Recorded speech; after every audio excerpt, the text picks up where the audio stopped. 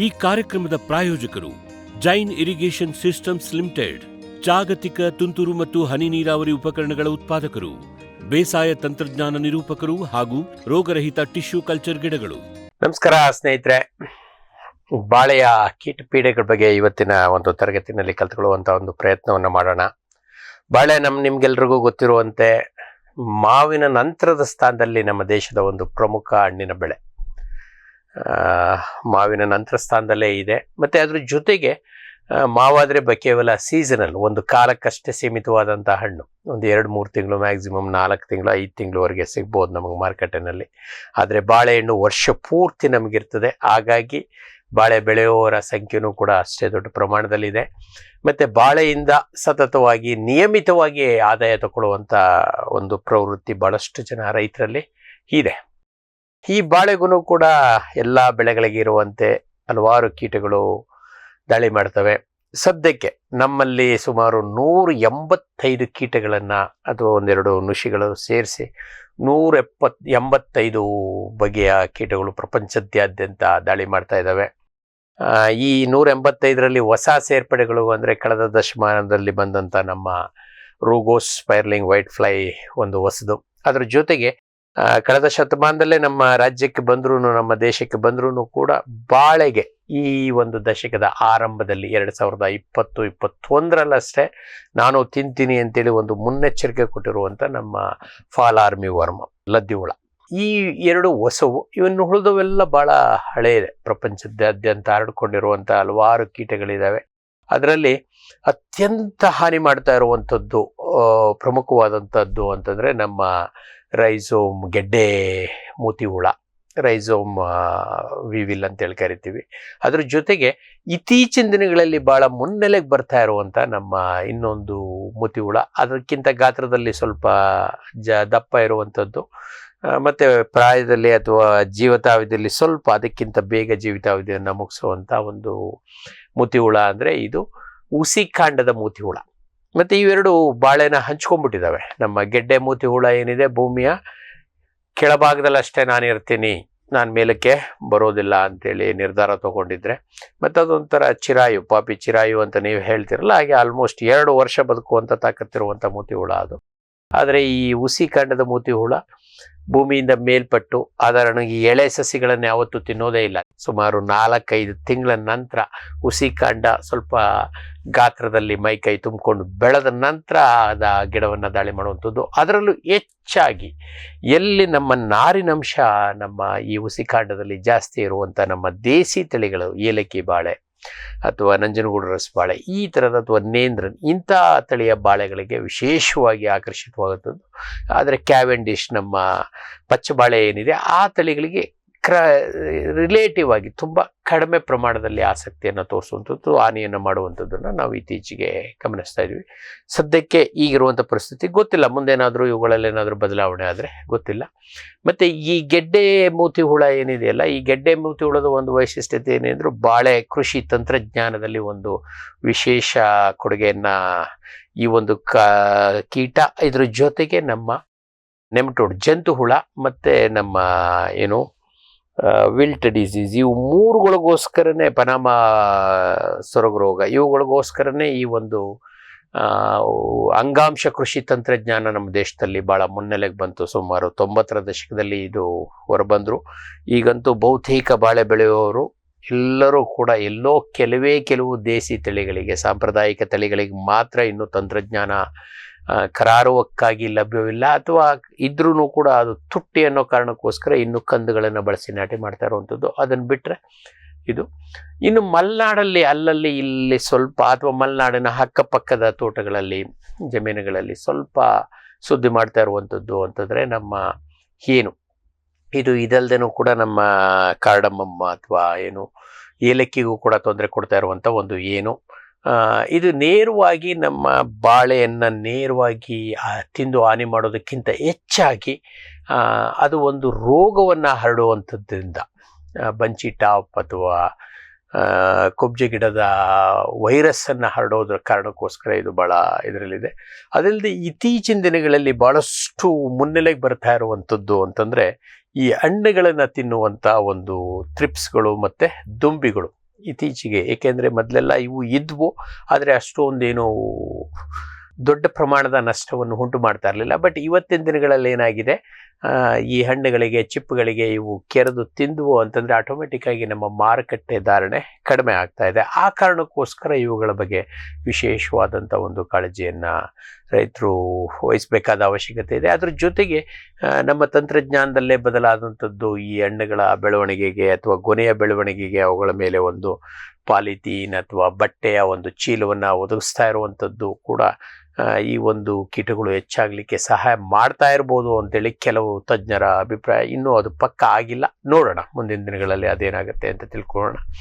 ಅದಲ್ಲದೆ ನಮ್ಮ ಎಲೆಗಳನ್ನು ತಿನ್ನುವಂಥ ಹಲವಾರು ಕೀಟಗಳಿದೆ. ಅದರಲ್ಲೂ ಪ್ರಮುಖವಾಗಿ ನಮ್ಮ ಸಾಮಾನ್ಯ ತಂಬಾಕಿನ ಕೀಟೆ ಕೂಡ ಒಂದು. ಇದು ಸಾಧಾರಣವಾಗಿ ಗುಂಪಲ್ಲಿ ಎಲೆಗಳನ್ನು ಕೊರೆದು ತಿನ್ನುತ್ತೆ. ಕೆಲವೊಂದಷ್ಟು ಸಂದರ್ಭದಲ್ಲಿ ಆ ಮಧ್ಯ ಸುಳಿ ಇನ್ನೂ ಈಚೆಗೆ ಬರೋಕ್ಕೆ ಮೊದಲೇ ಅದನ್ನು ಕೊರೆದು ತಿಂದು ಅದರಲ್ಲಿ ವಿಶೇಷವಾದಂಥ ಇದನ್ನು ಮಾಡುತ್ತೆ. ಅದ್ರ ಜೊತೆಗೆ ಇದರ ಎಳೆ ಮರಿಗಳು ಅಥವಾ ಮೊಟ್ಟೆ ಇಡೋದು ಸಹ ಎಲೆಗಳ ಕೆಳಭಾಗದಲ್ಲಿ ಇಟ್ಟು ಗುಂಪಾಗಿ ಆರಂಭದಲ್ಲಿ ಎಲೆಗಳನ್ನು ಕೆರೆದು ತಿನ್ನೋದ್ರಿಂದ ಸಂಪೂರ್ಣವಾಗಿ ಒಂದು ಎಲೆ ಅಥವಾ ಎರಡು ಎಲೆ ಒಣಗಿ ಹೋಗುವಂಥ ಸಾಧ್ಯತೆಗಳಿದೆ. ಇಂಥದ್ದೇ ಲಕ್ಷಣವನ್ನು ನಮ್ಮ ಹಲ್ವಾ 2-3 ಜಾತಿಯ, ಅದರಲ್ಲೂ ನಮ್ಮ ಸ್ಪೈಲೋಸೋಮಾ ಒಬ್ಲಿಕ್ವಾ ಅನ್ನುವಂಥ ಈ ಕಪ್ಪು ತಲೆ ಕಂಬಳಿ ಹುಳ ಏನಿದೆ, ಇದು ಕೂಡ ಭಾಳಷ್ಟು ಈ ಒಂದು ಕಪ್ಪು ರೋಮದ ಕಂಬಳಿ ಹುಳು ಭಾಳಷ್ಟು ಅದೇ ರೀತಿಯ ತೊಂದರೆಯನ್ನು ನಮ್ಮ ಬಾಳೆ ಎಲೆಗಳಿಗೆ ಮಾಡುತ್ತೆ. ಅದರ ನಂತರ ಈ ಶತಮಾನದ ಆರಂಭದಲ್ಲಿ ಸುಮಾರು 2005-2006 ನಂತರ ಮುನ್ನೆಲೆಗೆ ಬಂದಂಥ ಒಂದು ಕೀಟ. ಇದು ಭಾಳ ಹಿಂದಿನಿಂದನೂ ನಮ್ಮ ಪಶ್ಚಿಮ ಘಟ್ಟಗಳ ಪ್ರದೇಶಗಳಲ್ಲಿ ಇತ್ತು.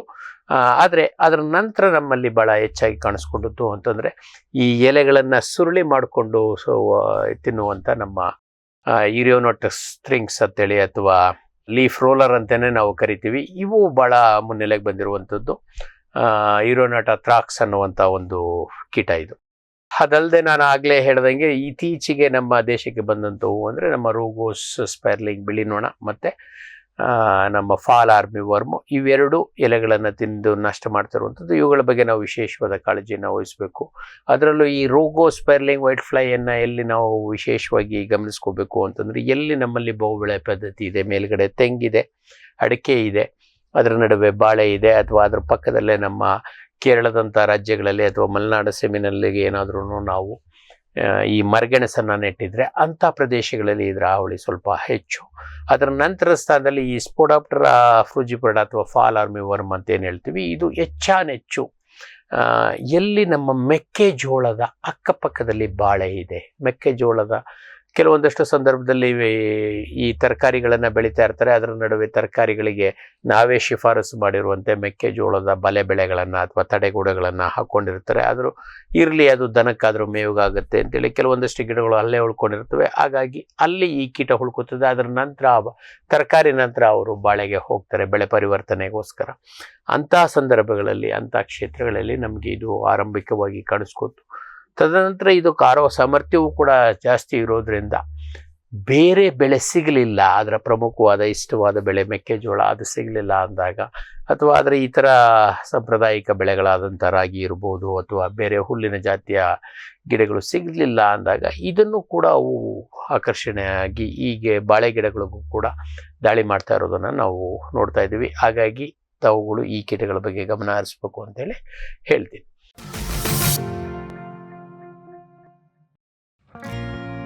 ಜೈನ್ ಇರಿಗೇಷನ್ ಸಿಸ್ಟಮ್ಸ್ ಲಿಮಿಟೆಡ್ ಭಾರತದ ಹನಿ ನೀರಾವರಿ ತಂತ್ರಜ್ಞಾನದ ಪ್ರಥಮ ಪ್ರವರ್ತಕ, ಜಗತ್ತಿನ ಅತಿ ದೊಡ್ಡ ಸ್ಪ್ರಿಂಕ್ಲರ್ಸ್ ಉತ್ಪಾದಕ ಕಂಪನಿ.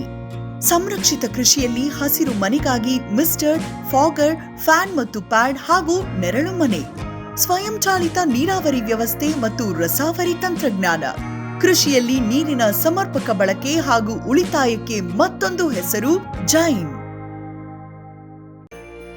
ಗಿಳಿ, ನವಿಲು, ಕಾಗೆ, ಮೈನಾ ಮುಂತಾದ ಹಕ್ಕಿಗಳ ಉಪಟಳ ಹಣ್ಣು, ಕಾಳು, ಧಾನ್ಯದ ಬೆಳೆಗಳಲ್ಲಿ ಮಿತಿಮೀರಿದೆ. ತಮಟೆ, ಪಟಾಕಿ, ಕೂಗು, ರಿಬ್ಬನ್ ಇದೀಗ ಕೆಲಸ ಮಾಡುತ್ತಿಲ್ಲ. ಹಕ್ಕಿ ಬೆದರಿಸಿ ಓಡಿಸಲು ಬಂದಿರುವ ವೈಜ್ಞಾನಿಕ ಉಪಾಯ ಗ್ರೆಸ್ ಇಕೋ ಸೈನ್ಸಸ್ನವರ ಜೈವಿಕ ಧ್ವನಿ ತಂತ್ರಜ್ಞಾನ. ಅತ್ಯಲ್ಪ ಖರ್ಚಿನಲ್ಲಿ ಸುಸ್ಥಿರ ಪರಿಹಾರ, ದೀರ್ಘಕಾಲ ಪರಿಣಾಮಕಾರಿ. ದಾಳಿಂಬೆ, ಸೀಬೆ, ಮಾವು, ಚಿಕ್ಕು ಇತ್ಯಾದಿಗಳನ್ನು ಪ್ರಾಣಿ ಪಕ್ಷಿಗಳಿಂದ ರಕ್ಷಿಸಿಕೊಳ್ಳಿ. ಗ್ರೆಸ್ eco sciences. Barrix hunter pheromone ಟ್ರಾಪ್ಸ್ನೊಂದಿಗೆ ರೇನೋಸಾರಸ್ ದುಂಬಿ ಮತ್ತು ಕೆಂಪು ಮೂತಿ ಹುಳುಗಳಿಂದ ತೆಂಗು, ತಾಳೆ, ಅಡಿಕೆ ಮರಗಳ ಸಂರಕ್ಷಣೆ. ತರಕಾರಿ ಮತ್ತು ಹಣ್ಣಿನ ಬೆಳೆಗಳಲ್ಲಿ ಹಣ್ಣಿನ ನೊಣಗಳ ನಿಯಂತ್ರಣಕ್ಕೆ ಬ್ಯಾರಿಕ್ಸ್ ಕ್ಯಾಚ್ ಫ್ರೂಟ್ ಫ್ಲೈ ಹಾಗೂ ವೆಜಿಟೇಬಲ್ ಫ್ಲೈ ಟ್ರ್ಯಾಪ್. ರಸ ಹೀರುವ ಕೀಟಗಳನ್ನು ಹಿಡಿಯಲು ಬಣ್ಣದ ಕ್ರೋಮ್ಯಾಟಿಕ್ ಸ್ಟಿಕ್ಕಿ ಟ್ರ್ಯಾಪ್ಸ್. ಪೇಟೆಂಟ್ ಹೊಂದಿದ ತಂತ್ರಜ್ಞಾನ, ದೀರ್ಘಕಾಲದವರೆಗೂ ಬಾಳಿಕೆ. ಕೀಟನಾಶಕಗಳಿಗೆ ಪರ್ಯಾಯ, ಪರಿಸರಕ್ಕೆ ಪೂರಕ. ಸುಸ್ಥಿರ ಸಾವಯವ ಕೃಷಿಗಾಗಿ ಬ್ಯಾರಿಕ್ಸ್.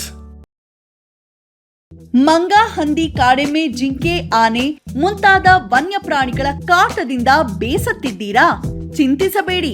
ಗ್ರಾಸ್ ಇಕೋಸೈನ್ಸಸ್ ಅವರ ಜೈವಿಕ ಧ್ವನಿ ತಂತ್ರಜ್ಞಾನ ನಿಮ್ಮ ನೆರವಿಗಿದೆ. ಕಾಫಿ, ಕೋಕೋ, ತೆಂಗು, ಅಡಿಕೆ, ದಾಳಿಂಬೆ, ಬಾಳೆ, ಹೂ, ಹಣ್ಣು, ತರಕಾರಿ, ಭತ್ತ, ಕಬ್ಬು ಬೆಳೆ ಸಂರಕ್ಷಿಸಿ. ಅಂತಾರಾಷ್ಟ್ರೀಯ ತಂತ್ರಜ್ಞಾನ, ಕೈಗೆಟುಕುವ ಬೆಲೆ.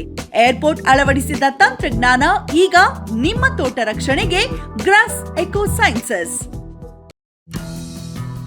ಜೈನ್ಸ್ ಜಗತ್ತಿನ ಅತಿದೊಡ್ಡ ಅಂಗಾಂಶ ಕೃಷಿ ಪ್ರಯೋಗಾಲಯ ಹಾಗೂ ಟಿಸಿ ಗಿಡಗಳ ಉತ್ಪಾದಕರು.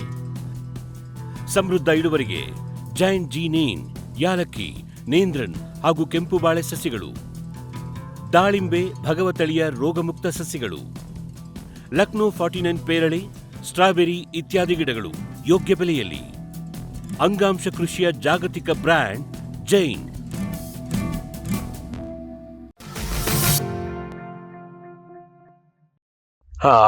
ಇನ್ನು ಈ ಬನಾನದ ಗೆಡ್ಡೆ ಮೂತಿ ಹುಳನ ವಿವರವಾಗಿ ತಿಳ್ಕೊಳ್ಳೋಣ ಅಂತ ಬಂದರೆ, ಇದು ಪ್ರಪಂಚದಲ್ಲಿ ಎಲ್ಲೆಲ್ಲಿ ಬಾಳೆ ಬೆಳೀತಾರೋ ಅಲ್ಲೆಲ್ಲ ಹರಡ್ಕೊಂಡಿರುವಂಥ ಒಂದು ಪ್ರಮುಖವಾದಂಥ, ಭಾಳ ಪುರಾತನವಾದಂಥ ಕೀಟ.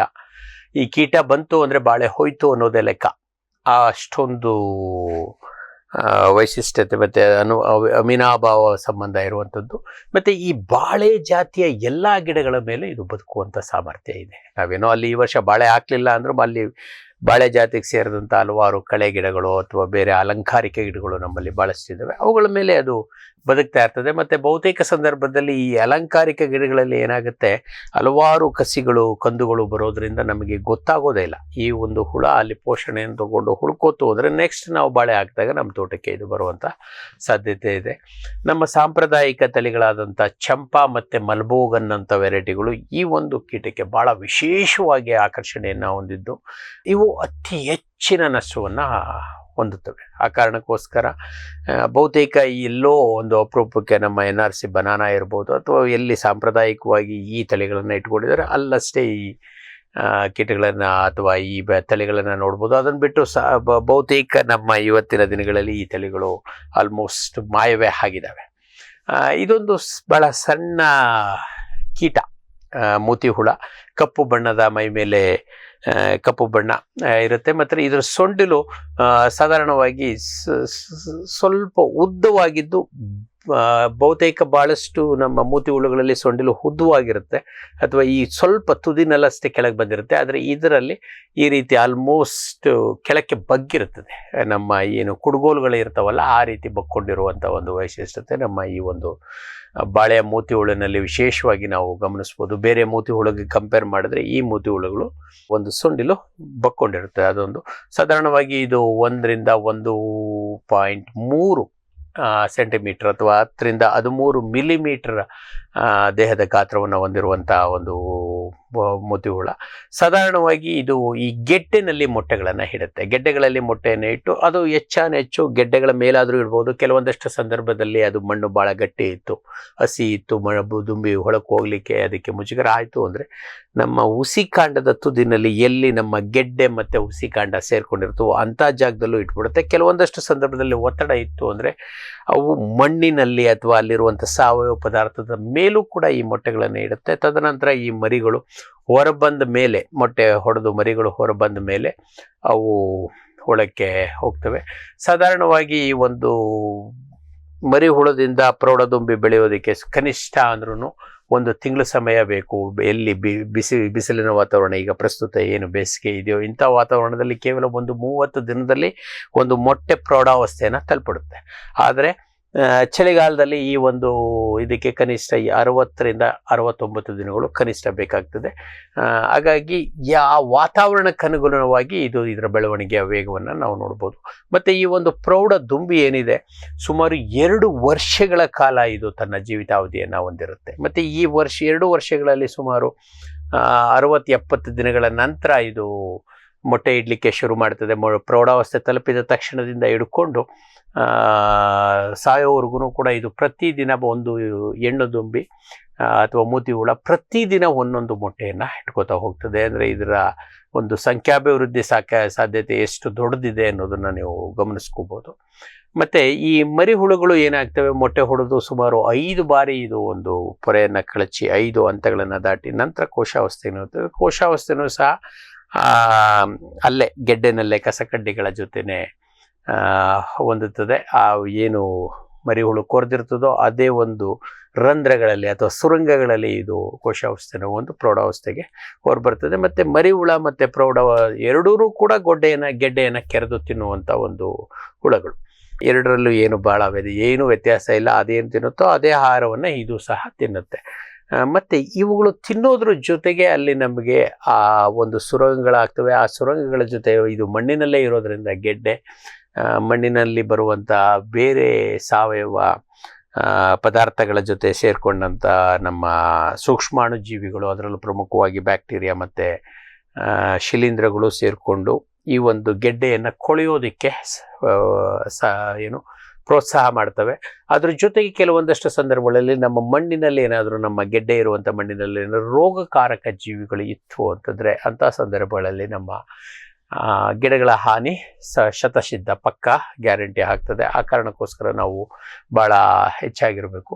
ಮತ್ತು ಇವುಗಳ ಸಂಖ್ಯೆ ಏನಾದರೂ ಗೆಡ್ಡೆನಲ್ಲಿ ತುಂಬ ಜಾಸ್ತಿ ಆಯಿತು ಅಂದರೆ ತುಂಬ ಕಡಿಮೆ ಪ್ರಮಾಣದಲ್ಲಿ ಇವು ಭೂಮಿಯಿಂದ ಮೇಲುಗಡೆ ಇರುವಂಥ ನಮ್ಮ ಹುಸಿ ಕಾಂಡವನ್ನು ಅವು 2 ಅಡಿ ಎತ್ತರದವರೆಗೂ ಕೂಡ ಇವು ಬರುವಂಥದ್ದನ್ನು ನಮ್ಮ ವಿಜ್ಞಾನಿಗಳು ಗುರುತಿಸಿದ್ದಾರೆ. ಅದು ಯಾವಾಗ ಅಂದರೆ ಆ ಸಂಖ್ಯೆ ಆಹಾರಕ್ಕೋಸ್ಕರ ಅಥವಾ ಜಾಗಕ್ಕೋಸ್ಕರ ಅವುಗಳಲ್ಲಿ ಒಂದು ಒತ್ತಡ ಉಂಟಾದಾಗ ಅಂಥ ಸಂದರ್ಭದಲ್ಲಿ ಅಷ್ಟೇ ಇವು ಮೇಲ್ಗಡೆ ಬರ್ತವೆ. ಅದರ್ವೈಸ್ ಅವು ಯಾವಾಗಲೂ ಭೂಮಿಯ ಒಳಭಾಗದಲ್ಲೇ ಇರ್ತವೆ. ಮತ್ತು ಈ ಹುಳ ನಮ್ಮ ಗಿಡಕ್ಕೆ ಬಂದಿದೆ ಅನ್ನೋದನ್ನು ನಾವು ಯಾಕೆ ಗುರುತಿಸ್ಕೊಳ್ಳೋದು ಅಂತಂದರೆ ಆರಂಭಿಕ ಲಕ್ಷಣಗಳು ಏನಪ್ಪ ಅಂದರೆ ನಮ್ಮ ಗಿಡ ಸ್ವಲ್ಪ ಹಳದಿ ಆಗುತ್ತೆ, ಸ್ವಲ್ಪ ಬಾಡದಂತೆ ಕಾಣುತ್ತೆ. ಇದು ಆರಂಭಿಕ ಲಕ್ಷಣ. ಮತ್ತು ಕೆಲವೊಂದಷ್ಟು ಸಂದರ್ಭದಲ್ಲಿ ನಮ್ಮ ಸುಳಿ ಹೊರಗಡೆ ಬರೋದಿಲ್ಲ, ಅಲ್ಲೇ ಒಣಗೋಗ್ತದೆ. ಸುಳಿ ಒಣಗಿದೆ, ಬೇರೆ ಎಲೆಗಳು ಚೆನ್ನಾಗಿದ್ದಾವೆ. ಅಂದರೆ ಚೆನ್ನಾಗಿದ್ದಾವೆ ಅಂತಂದರೆ ಆರೋಗ್ಯವಾಗಿರೋದಿಲ್ಲ, ಬಟ್ ಹಸಿರಾಗಿರ್ತವೆ, ಬಾಡಿರ್ತವೆ. ಆದರೆ ಮಧ್ಯ ಸುಳಿ ಸಂಪೂರ್ಣವಾಗಿ ಸತ್ತು ಹೋಗಿರ್ತದೆ ಅಂತಂದರೆ ಅಂಥ ಸಂದರ್ಭದಲ್ಲಿ ನಮ್ಮ ಗೆಡ್ಡೆ ನೊಣ ಗೆಡ್ಡೆ ಮೂತಿ ಹುಳ ಇರುವಂಥ ಸಾಧ್ಯತೆಯನ್ನು ನಾವು ಚೆಕ್ ಮಾಡ್ಕೋಬೇಕು. ಮತ್ತು ಇದು ಎಲ್ಲ ಪ್ರಾಯದ ಗಿಡಗಳಿಂದ ಬರೋದರಿಂದ ಭಾಳ ವಿಶೇಷವಾಗಿ ಇದನ್ನು ನಾವು ಕಾಳಜಿ ವಹಿಸಬೇಕಾಗ್ತದೆ. ಮತ್ತು ನಾವು ಅಂಥ ಸಂದರ್ಭದಲ್ಲಿ ಆ ಗೆಡ್ಡೆಯನ್ನು ಒಂದು ಸ್ವಲ್ಪ ಕೆರೆದು ನೋಡಿದ್ರೆ ಅಲ್ಲಿ ಹುಳಗಳಾಗಿರ್ಬೋದು ಅಥವಾ ನಮ್ಮ ಗೆಡ್ಡೆಯಲ್ಲಿ ರಂಧ್ರಗಳಾಗಿರೋದು, ಸುರಂಗಗಳಾಗಿರೋದು, ಕಸ ಈಚೆಗೆ ಬಂದಿರುವಂಥದ್ದು, ಈ ಥರದನ್ನು ನೋಡಲಿಕ್ಕೆ ನಮಗೆ ಸರಳವಾಗಿ ಕಾಣಿಸುತ್ತೆ. ನಾವು ಏನಾದರೂ ಕೆಲವೊಂದಷ್ಟು ಸಂದರ್ಭದಲ್ಲಿ ಗಾಳಿ ಬಿದ್ದಂಥ ಸಂದರ್ಭದಲ್ಲಿ ಅದರಲ್ಲೂ ಗೊನೆ ಬಂದ ನಂತರ ಗಾಳಿ ಬಿತ್ತು ಅಂತಂದರೆ ಈ ಒಂದು ಬಾಳೆ ಗಿಡ ಬುಡಕ್ಕೆ ಮಲ್ಕೊಂಡ್ಬಿಡ್ತದೆ. ಇಲ್ಲಿ ಕರೆಕ್ಟ್ ಭೂಮಿಗೆ ನಮ್ಮ ಗಿಡ ನೀವು ಚಿತ್ರದಲ್ಲಿ ನೋಡ್ತಾ ಇರೋ ರೀತಿ ಮಲ್ಕೊಂಡ್ಬಿಡುತ್ತೆ. ಇದು ಒಂದು ಈ ಗೆಡ್ಡೆ ಮೂತಿ ಹುಳದ ಲಕ್ಷಣ. ಇಲ್ಲಿ ಹುಸಿ ಕಾಂಡ ಎಲ್ಲಿ ಶುರುವಾಗ್ತದೋ ಆ ಭಾಗಕ್ಕೇನೆ ಅಥವಾ ಕೆಲವೊಂದು ಸಂದರ್ಭದಲ್ಲಿ ಕೆಳಗಡೆಯ ಗೆಡ್ಡೆಯನ್ನು ಕಿತ್ಕೊಂಡು ಮೇಲಕ್ಕೆ ಬಂದು ಬಿದ್ದು ಹೋಗ್ತದೆ. ಆ ಥರದ ಒಂದು ವೈಶಿಷ್ಟ್ಯತೆ ಈ ಒಂದು ಗೆಡ್ಡೆ ಹುಳದ ಆನೆಯಿಂದ ನಾವು ನೋಡಲಿಕ್ಕೆ ಸಿಗುತ್ತೆ. ಅದರ ನಂತರ ಇನ್ನೊಂದು ವೈಶಿಷ್ಟ್ಯತೆ ಏನಪ್ಪ ಅಂತಂದರೆ ಈ ಹುಳಗಳು ನಮ್ಮ ಇದರಲ್ಲಿ ಇದಾವೋ ಇಲ್ವೋ ಅಂತ ಗುರುತಿಸೋದಕ್ಕೆ ಈ ನಮ್ಮ ಕಂದುಗಳನ್ನು ನಾವು ಆವಾಗವಾಗ ತೆಗಿತಾ ಇರ್ತೀವಿ. ಈ ಕಂದುಗಳನ್ನು ಉದ್ದುದ್ದವಾಗಿ ಮೇಲ್ಗಡೆಯಿಂದ ಕೆಳಕ್ಕೆ ಅಡ್ಡವಾಗಿ ಉದ್ದವಾಗಿ ಸೀಳಿ 2 ಭಾಗ ಮಾಡಿ ಆ ಸೀಳುಗಳನ್ನು ಅಲ್ಲಲ್ಲಿ ಇಟ್ಟರೆ, ಗಿಡಗಳ ಪಕ್ಕದಲ್ಲಿ ಇಟ್ಟರೆ ಈ ಒಂದು ವಾಸನೆಗೆ, ಈ ಹುಸಿ ಕಾಂಡದ ವಾಸನೆಗೆ ಈ ಮೂತಿ ಹುಳುಗಳು ಪ್ರೌಢ ಅವಸ್ಥೆಗಳು ಭಾಳಷ್ಟು ಆಕರ್ಷಿತವಾಗ್ತವೆ ಮತ್ತು ಬಂದು ಅದರ ಕೆಳಗೆ ಕೂತ್ಕೋತವೆ. ಮತ್ತು ಇವು ಒಂದು ಪಕ್ಕಾ ನಿಶಾಚಾರಿ. ಆಗಲೊತ್ತು ಇವು ಎಲ್ಲೂ ಕಾಣಿಸ್ಕೊಳ್ಳೋದಿಲ್ಲ ಮತ್ತು ರಾತ್ರಿ ವೇಳೆ ಮಾತ್ರ ಇವು ಚಟುವಟಿಕೆ ಇರ್ತವೆ. ಹಾಗಾಗಿ ನಾವು ಸಂಜೆ ವೇಳೆ ಈ ಒಂದು ಹುಸಿ ಕಾಂಡದ ಸ್ಲಿಟ್ಗಳನ್ನು ಕಟ್ ಮಾಡಿ ಬೋರ್ಲಾಗಿ ಇಟ್ಟರೆ ಅದಕ್ಕೆ ಬೆಳಗ್ಗೆ ಹೋಗಿ ನೋಡಿದಾಗ ನಮ್ಮಲ್ಲಿ ಇರೋದು ಖಚಿತ ಆಗ್ತದೆ. ಮತ್ತು ಅದನ್ನು ನಿರ್ವಹಣೆಗೆ ಹೇಗೆ ಬಳಸ್ಕೊಳ್ಳೋದು ಅಂತ ನಂತರ ನಾವು ತಿಳ್ಕೊಳ್ಳೋಣ. ಅದು ನಮ್ಮಲ್ಲಿ ಇದೆಯಾ ಇಲ್ವಾ ಅಂತ ತಿಳ್ಕೊಳ್ಳೋದಕ್ಕೆ. ಮತ್ತು ಇದೊಂದು ರೆಕ್ಕೆ ಇದ್ರೂ ಸಹ ಭಾಳ ಯಾವತ್ತೂ ಹಾರುವಂಥ ಒಂದು ಪ್ರಯತ್ನವನ್ನೇ ಮಾಡುವುದಿಲ್ಲ. ಪಕ್ಕಾ ಸೋಮಾರಿ ಹುಳ. ನಾನು ಯಾಕೆ ಹಾರ್ಕೊಂಡು ಹೋಗೋದು, ಹೀಗೆ ತೆಗೆದುಕೊಂಡೆ ನಾನು ಜೀವನ ಸಾಗಿಸ್ತೀನಿ. ಮತ್ತು ಒಂದು ತೋಟದಿಂದ ಇನ್ನೊಂದು ತೋಟಕ್ಕೆ, ಒಂದು ಊರಿನಿಂದ ಇನ್ನೊಂದು ಊರಿಗೆ ಹರಡೋದು ಹೇಗಪ್ಪ ಅಂತಂದರೆ ನಮ್ಮ ಗೆಡ್ಡೆಗಳ ಮುಖಾಂತರ. ಏಕೆಂದರೆ ಎಲ್ಲಿ ನಮಗೆ ಟಿಶ್ಯೂ ಕಲ್ಚರ್ ಅಥವಾ ಅಂಗಾಂಶ ಕೃಷಿಯ ಬಾಳೆ ಸಸಿಗಳು ಸಿಗ್ತಾ ಇದ್ದಾವೋ ಅಲ್ಲಿ ನಾವು ಈ ಹುಳವನ್ನು ಸಂಪೂರ್ಣವಾಗಿ ನಿಯಂತ್ರಣಕ್ಕೆ ತಂದಿದ್ದೀವಿ, ಅಲ್ಲಿ ಇದರ ಹಾವಳಿ ಇಲ್ಲ. ಆದರೆ ಎಲ್ಲಿ ನಾವು ಇನ್ನೂ ಕಂದುಗಳನ್ನು ಬಳಸಿ ಹೊಸ ಪ್ಲಾಂಟೇಶನನ್ನು ಶುರು ಮಾಡ್ತಾ ಇದ್ದೀವಿ, ಹೊಸ ನಾಟಿಗೆ ಈ ಬಾಳೆ ಕಂದುಗಳನ್ನು ಬಳಸ್ತಾ ಇದ್ದೀವಿ, ಅಂಥ ತೋಟಗಳಲ್ಲಿ ಈ ಒಂದು ಹುಳ ಒಂದು ತೋಟದಿಂದ ಇನ್ನೊಂದು ತೋಟಕ್ಕೆ, ಒಂದು ಊರಿನಿಂದ ಇನ್ನೊಂದು ಊರಿಗೆ ಹೋಗುವಂಥ ಸಾಧ್ಯತೆಗಳು ಹೆಚ್ಚು. ಆ ಕಾರಣಕ್ಕೋಸ್ಕರನೇ ಈ ಒಂದು ಕೀಟದ ನಿರ್ವಹಣೆ ಶುರು ಮಾಡಬೇಕಾದ್ರೇ ನಾವು ಮೊದಲನೇದಾಗಿ ಕಂದುಗಳನ್ನು ಬಳಸಿ ನಾಟಿ ಮಾಡುವಂಥ ಅನಿವಾರ್ಯತೆ ಇದ್ದಾಗ, ಏಕೆಂದರೆ ಕೆಲವೊಂದಷ್ಟು ತಳಿಗಳಲ್ಲಿ ನಮಗೆ ಈ ಒಂದು ಅಂಗಾಂಶ ಕೃಷಿ ಸಸಿಗಳು ಸಿಗೋದಿಲ್ಲ. ಮತ್ತು ಎರಡನೇದು, ನಮಗೆ ನಾವು ಬೇಕಾದಂಥ ಸಂದರ್ಭದಲ್ಲಿ ಆ ಸಸಿಗಳು ನಮಗೆ ಲಭ್ಯ ಇರೋದಿಲ್ಲ. ಏಕೆ ಅಂತಂದರೆ ಸಾಧಾರಣ ತಳಿಗಳಾದರೆ ಅವರು G9 ಅಥವಾ ನಿಮ್ಮ ಇದಾದರೆ ಅವರು ಟಕ್ ಅಂತ ಕೊಟ್ಟುಬಿಡ್ತಾರೆ. ಡಾರ್ಕ್ ಕ್ಯಾವೆಂಡಿಶ್ ಅನ್ನೋ ತಳಿಗಳನ್ನು ನಾವು ಸತತವಾಗಿ ಮಾಡ್ತಾ ಇರ್ತಾರೆ, ಅವ್ರಿಗೆ ಬೇಡಿಕೆ ಇದೆ, ಕೊಡ್ತಾರೆ. ಆದರೆ ಕೆಲವೊಂದಷ್ಟು ತಳಿಗಳಿಗೆ ಅವರು ಬೇಡಿಕೆ ಬಂದ ಮೇಲೆ ನಿಮಗೆ ತಯಾರಿಸ್ಕೊಡೋರು, ಕೆಲವೊಂದಷ್ಟು ಸಂದರ್ಭಗಳಲ್ಲಿ ನಿಮಗೆ ಅವರು ಕೇಳಿದ ಟೈಮಿಗೆ ನೀವು ಕೊಡ್ಲಿಕ್ಕೆ ಆಗೋದಿಲ್ಲ ಅಂತಂದಾಗ ನೀವು ಬೇರೆ ಅನಿವಾರ್ಯವಾಗಿ ಇದಕ್ಕೆ ಹೋಗ್ತೀರಿ. ಅಥವಾ ನೀವು ಕೇಳಿದಷ್ಟು ಪ್ರಮಾಣದಲ್ಲಿ ಅವ್ರು ಕೊಡಲಿಲ್ಲ ಅಂದಾಗ್ಲೂ ಕೂಡ ನೀವು ಒಂದಷ್ಟು ಈ ಕಂದುಗಳನ್ನು ಬಳಸಿ ನಾಟಿ ಮಾಡೋದಕ್ಕೆ ಹೋಗ್ತೀರಿ. ಆ ಕಾರಣಕ್ಕೋಸ್ಕರ ಇದರ ನಿರ್ವಹಣೆಗೆ ನಮಗೆ ವಿಶೇಷವಾಗಿ ಕಾಳಜಿಯಲ್ಲಿ ಶುರುವಾಗಬೇಕು. ಅಂದರೆ ಕಂದುಗಳನ್ನು ಬಳಸಿ ನಾಟಿ ಮಾಡ್ತಾ ಇರಬೇಕಾದ್ರೆ ಈ ಕಂದುಗಳನ್ನು ಚೆನ್ನಾಗಿ ಸವರಿ ಅಲ್ಲಿರುವಂಥ ಬೇರುಗಳು ಮತ್ತು ಗಾಯ ಆಗಿರುವಂಥ ಭಾಗಗಳನ್ನು ಇದು ಮಾಡಬೇಕು. ಮತ್ತು ಅದನ್ನು ಮಾಡೋದಕ್ಕಿಂತ ಮೊದಲು ಏನಾದರೂ ಆ ಗೆಡ್ಡೆಗಳು ಸಂಪೂರ್ಣವಾಗಿ ಹಾನಿಗೊಳಗಾಗಿದ್ವು ಅಂದರೆ ಅಂಥ ಕಂದುಗಳನ್ನು ನಾವು ಬಳಸಲೇಬಾರ್ದು. ಕಂದುಗಳನ್ನು ಸೆಲೆಕ್ಟ್ ಮಾಡ್ಕೊಳ್ಳೋಕೆ ಮೊದಲೇ ಆ ತೋಟದಲ್ಲಿ ನಮಗೆ ಗೆಡ್ಡೆ ಮೂತಿ ಹುಳುವಿನ ಹಾವಳಿ ಇದೆಯಾ ಇಲ್ವಾ ಅನ್ನೋದನ್ನು ಖಚಿತಪಡಿಸ್ಕೋಬೇಕು. ನಮಗೆ ಕಣ್ಣಾರೆ ಈ ಹುಳುವಿನ ಹಾನಿ ಎಲ್ಲೂ ಕಾಣಿಸ್ತಿಲ್ಲ ಅಂದಾಗ ಮಾತ್ರ ಆ ತೋಟದಿಂದ ನಾವು ಗೆಡ್ಡೆಗಳನ್ನು ತಗೋಬೇಕು. ಆ ಗೆಡ್ಡೆಗಳನ್ನು ತಗೊಂಡು ಮತ್ತೆ ಅದನ್ನು ಸೀದಾ ಹಾಗೆ ತಗೊಂಡೋಗಿ ನೆಡೋದಲ್ಲ, ಅದನ್ನು ಚಿತ್ರದಲ್ಲಿ ತೋರಿಸಿರೋ ರೀತಿ ಚೆನ್ನಾಗಿ ಕಂದುಗಳ ಗೆಡ್ಡೆಗಳನ್ನು ಚೆನ್ನಾಗಿ ಸವರಬೇಕು. ಅಲ್ಲಿ ಯಾವುದೇ ಒಂದು ಎರಡು ಸಣ್ಣ ಆರೋಗ್ಯಯುತವಾದಂಥ ಬೇರೆಗಳನ್ನು ಬಿಟ್ಟು ಎಲ್ಲ ರೋಗ ಆಗಿರುವಂಥ ಬಾಧೆ ಆಗಿರುವಂಥ ಎಲ್ಲ ಗೆಡ್ಡೆಯ ಪೋರ್ಷನ್ಗಳನ್ನು ತೆಗಿಬೇಕು, ಒಣಗಿರುವಂಥ ಬೇರುಗಳನ್ನು ತೆಗಿಬೇಕು ಅಥವಾ ರೋಗಗ್ರಸ್ತ ಬೇರುಗಳನ್ನು ತೆಗಿಬೇಕು. ಇವನ್ನೆಲ್ಲ ತೆಗೆದು ಚಿತ್ರದಲ್ಲಿ ತೋರಿಸಿರೋ ರೀತಿ ಸ್ವಚ್ಛ ಮಾಡ್ಕೋಬೇಕು. ಅದನ್ನು ಚೆನ್ನಾಗಿ ಸವರಬೇಕು. ಸವರ್ಬಿಟ್ಟು ಅವನು ತಗೊಂಡೋಗಿ ನಂತರ ಈ ಒಂದು ಗೆಡ್ಡೆಗಳನ್ನು ಸೆಗಣಿಯ ದ್ರಾವಣದಲ್ಲಿ ನಾವು ಹದ್ದಬೇಕು. ಸುಮಾರು 100 ಲೀಟರ್ ನೀರಿಗೆ 10 kg ತಾಜಾ ಹಸಿ ಸೆಗಣಿಯನ್ನು ಹಾಕಿ ಆ ಒಂದು ಸೆಗಣಿಯ ದ್ರಾವಣದಲ್ಲಿ ಹದ್ದಬೇಕು. ಅದನ್ನು ಹದ್ದಿದ್ರೆ ಇದ್ರ ಜೊತೆಗೆ ನೀವು ಮೆಟರೈಸಮ್ ಮತ್ತು ಟ್ರೈಕೋಡರ್ಮವನ್ನು ಹಾಕ್ಕೊಂಡಿದ್ರೆ ಭಾಳ ಮಾಡ್ಕೊಳ್ಳೇಬೇಕು. ಈ ಗೆಡ್ಡೆ ಮೂತಿ ಹುಳ ನಿರ್ವಹಣೆಗೆ ಟ್ರೈಕೋಡರ್ಮ ನಿಮ್ಮ ರೋಗ ನಿರ್ವಹಣೆಗೆ ಮತ್ತು ನಮ್ಮ ಮೆಟರೈಸಿಯಮ್ ಈ ಮೂತಿ ಹುಳುಗಳ ನಿರ್ವಹಣೆ ಮಾಡಲಿಕ್ಕೆ ಅನಿವಾರ್ಯವಾಗಬೇಕು. ಅವುಗಳನ್ನು ಸೆಗಣಿಯ ಬಗ್ಗಡದ ಜೊತೆಗೆ ಮಿಕ್ಸ್ ಮಾಡ್ಕೋಬೇಕು. ಸುಮಾರು 100 ಲೀಟರ್ ನೀರಿಗೆ 1 ರಿಂದ 2 kg ಈ ಮೆಟರೈಸಿಯಮ್ ಮತ್ತು ಟ್ರೈಕೋಡರ್ಮ ಎರಡನ್ನೂ ಕೂಡ ನೀವು ಹಾಕೊಳ್ಳೋದು ಭಾಳ ಉತ್ತಮ. ಆ ನಂತರ ಈ ಒಂದು ಗೆಡ್ಡೆಗಳನ್ನು ಏನು ಚೆನ್ನಾಗಿ ಸವರದಂಥ ಗೆಡ್ಡೆಗಳನ್ನು ಈ ಒಂದು ದ್ರಾವಣದಲ್ಲಿ ಹದ್ದಿ ತದನಂತರ ಆ ಒಂದು ಗೆಡ್ಡೆಯನ್ನು ಒಂದು ಸ್ವಲ್ಪ ಹೊತ್ತು ನೆರಳಿನಲ್ಲಿ ಇಡಬೇಕು. ಅದನ್ನು ಇಡೋದಕ್ಕಿಂತ ಮೊದಲೇ ಕೀಟದ ಹಾವಳಿ ಇನ್ನೂ ಇದೆ ಅಥವಾ ಇರ್ಬೋದು ಅಥವಾ ನಮ್ಮ ಮಣ್ಣಿನಲ್ಲಿ ಹೋದ ವರ್ಷ ಇತ್ತು ಅಂದರೆ ಆವಾಗ ಅನಿವಾರ್ಯವಾಗಿ ನೀವು ರಾಸಾಯನಿಕವನ್ನು ಬಳಸಲೇಬೇಕಾಗ್ತದೆ. ಈಗ ಸದ್ಯಕ್ಕೆ ನಮ್ಮಲ್ಲಿ ಮಾರ್ಕೆಟ್ನಲ್ಲಿರುವಂಥ ಈ ಕೀಟಕ್ಕೆ ಪರಿಣಾಮಕಾರಿಯಾದಂಥ ಕೀಟನಾಶಕಗಳು ಅಂತಂದರೆ ನಮ್ಮ ಕಾಟಾಪ್ ಹೈಡ್ರೋಕ್ಲೋರೈಡ್ ಅನ್ನುವಂಥ ಹರಳು ಸುಮಾರು ಪ್ರತಿ ಗೆಡ್ಡೆಗೆ 5 ರಿಂದ 10 ಗ್ರಾಮ್ನಷ್ಟು ಹರಳುಗಳನ್ನು ಅದರ ಮೇಲೆ ಉದುರಿಸಬೇಕು. ಕಾಟಾಪ್ ಹೈಡ್ರೋಕ್ಲೋರೈಡ್ ಇಲ್ಲ ಅಂದರೆ ಇವತ್ತಿನ ದಿನಗಳಲ್ಲಿ ಕ್ಲೋರಾಂಟ್ರಿನಿಪ್ರೋಲ್ ಫರ್ಟೆರಾ ಅನ್ನೋ ಹೆಸರಿನಲ್ಲಿ ಮಾರ್ಕೆಟ್ನಲ್ಲಿ ಸಿಗುತ್ತೆ, ಅಥವಾ ಫಿಪ್ರೋನಿಲ್ ರಿಜೆಂಟ್ ಅನ್ನೋ ಹೆಸರಿನಲ್ಲಿ ಸಿಗುತ್ತೆ. ಈ ಹರಳುಗಳನ್ನು ಕನಿಷ್ಠ 5 ರಿಂದ 10 ಗ್ರಾಮ್ ಆ ಗೆಡ್ಡೆಯ ಗಾತ್ರ ಏನಾದರೂ ದೊಡ್ಡದಿತ್ತು ಅಂದರೆ ನೀವು 10 ಗ್ರಾಮ್ ಪ್ರತಿ ಗೆಡ್ಡೆಗೆ ಹಾಕೋದು ಅನಿವಾರ್ಯ. ಇವುಗಳನ್ನು ಹಾಕಿ ಒಂದು 5 ನಿಮಿಷ ಅದು ಚೆನ್ನಾಗಿ ಒಣಗಿದ ಮೇಲೆ ನೆರಳಿನಲ್ಲಿ ಒಣಗಿದ ಮೇಲೆ ತೊಗೊಂಡೋಗಿ ನೀವು ನಾಟಿ ಮಾಡಬೇಕು. ಅಥವಾ ನಿಮಗೆ ಅದು ಅವಕಾಶ ಇಲ್ಲ ಅಂತಂದರೆ ಗೆಡ್ಡೆ ನಾಟಿ ಮಾಡೋ ಮೊದಲೇ ಅದನ್ನು ಇದರೆಲ್ಲ ಹಾಕಿ ನಂತರ ನಾಟಿ ಮಾಡಬೇಕು. ನಾಟಿ ಮಾಡೋದಕ್ಕಿಂತ ಮೊದಲೇ ಮಡಿಗೆ ನೀವು ಈಗಾಗಲೇ ಮಡಿ ಸಿದ್ಧ ಮಾಡ್ಕೊಂಡಿರ್ತೀರಿ ಅಥವಾ ಏನು ಗುಣಿ ಸಿದ್ಧ ಮಾಡ್ಕೊಂಡಿರ್ತೀರಿ, ಆ ಗುಣಿಗೆ ಮೆಟ್ರೈಸಿಯಂ, ಟ್ರೈಕೋಡರ್ಮಾ ಮತ್ತು ಬೇವಿನ ಹಿಂಡಿ ಇವುಗಳ ಮಿಶ್ರಣವನ್ನು ಅನಿವಾರ್ಯವಾಗಿ ಹಾಕಿ ಅದನ್ನು ಸಿದ್ಧ ಮಾಡಿ ಇಟ್ಕೊಂಡಿರ್ಬೇಕು. ಅದರ ಮೇಲ್ಗಡೆ ಈ ಇದನ್ನು ಇಟ್ಟು ನಾಟಿ ಮಾಡಬೇಕು. ಮತ್ತು ಆಳವಾಗಿ ನಾಟಿ ಮಾಡೋದು ಅತ್ಯಂತ ಅನಿವಾರ್ಯ. ಈ ಕಾರ್ಯಕ್ರಮದ ಪ್ರಾಯೋಜಕರು ಜೈನ್ ಇರಿಗೇಷನ್ ಸಿಸ್ಟಮ್ಸ್ ಲಿಮಿಟೆಡ್, ಜಾಗತಿಕ ತುಂತುರು ಮತ್ತು ಹನಿ ನೀರಾವರಿ ಉಪಕರಣಗಳ ಉತ್ಪಾದಕರು, ಬೇಸಾಯ ತಂತ್ರಜ್ಞಾನ ನಿರೂಪಕರು ಹಾಗೂ ರೋಗರಹಿತ ಟಿಶ್ಯೂ ಕಲ್ಚರ್ ಗಿಡಗಳು.